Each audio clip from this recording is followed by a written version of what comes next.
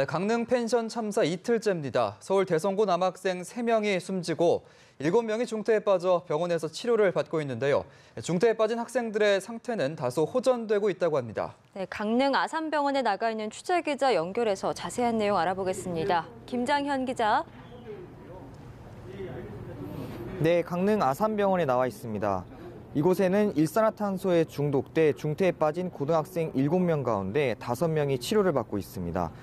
사고수습대책본부장인 김한근 강릉시장에 따르면 강릉 아산병원에서 치료 중인 5명 가운데 1명의 학생은 간단한 대화가 가능할 정도로 상태가 호전됐다고 밝혔습니다.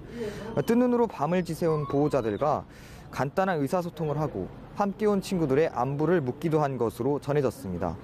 김부겸 행정안전부 장관도 이곳 아산병원과 사건 현장을 둘러보며 대책 마련에 나서기도 했습니다. 하지만 나머지 학생 2명은 여전히 기계의 도움을 받아 호흡을 하고 있는 것으로 확인됐습니다. 아직 학생들의 몸 상태뿐만 아니라 심리 상태도 불안정하기 때문에 의료진들은 긴장을 늦추지 않고 있습니다. 일산화탄소에 중독된 학생들은 어제부터 집중 치료를 받으며 중환자실에 지금 입원한 상태입니다. 의료진들은 학생들의 상태가 어느 정도 좋아질 때까지 고압 산소 치료를 이어갈 계획입니다.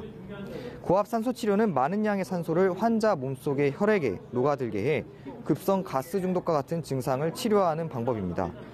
병원 관계자는 학생들이 추가로 사망할 가능성은 낮지만 합병증 등이 생길 가능성이 있어 일주일 정도는 집중 치료가 필요하다고 설명했습니다. 네, 일단 중태에 빠진 학생들의 상태가 조금은 호전이 되고 있어서 참 다행입니다. 이렇게 학생들이 갑작스럽게 일산화탄소 중독에 빠지게 된 사고 경위도 설명해 주시죠.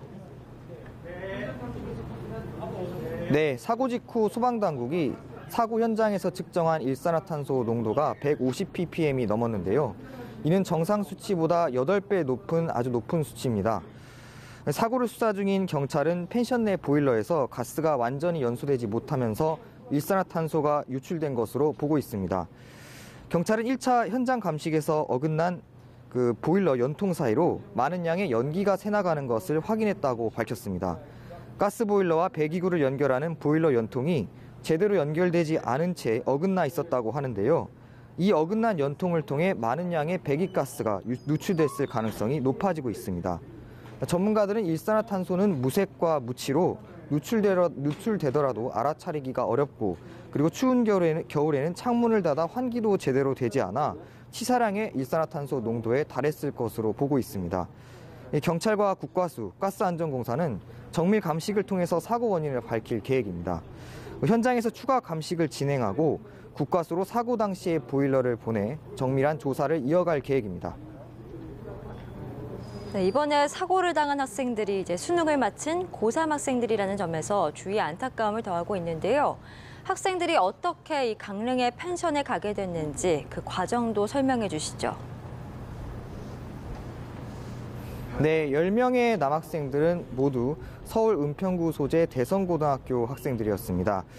올해 수능을 치는 고3 학생들로 학교 출석 대신 현장 체험학습을 통해 강릉 여행을 온 것으로 파악됐는데요. 보호자의 동의를 받아 2박 3일 일정으로 사고가 발생한 펜션에서 단체 숙박을 했고 그리고 동행한 교사나 학부모는 없었습니다.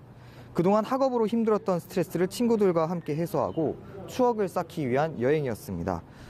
학교 측은 오늘부터 21일까지 3일간 임시 휴업에 들어갑니다. 1학년과 2학년 학생들의 기말고사가 모두 마무리됐고 그리고 학교가 사고 수습에 좀 더 집중할 수 있는 시간이 필요하다고 판단한 것으로 보입니다. 지금까지 강릉 아산병원에서 연합뉴스TV 김장현입니다.